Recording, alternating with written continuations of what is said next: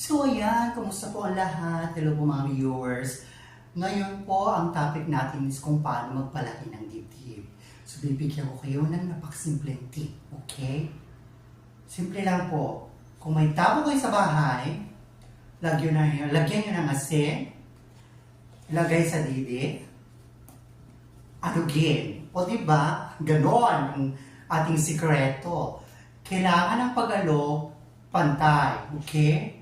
Kung gaano kalakas dito sa kabila at kung ilan, ganon din sa kabila. Kailangan parehas sila.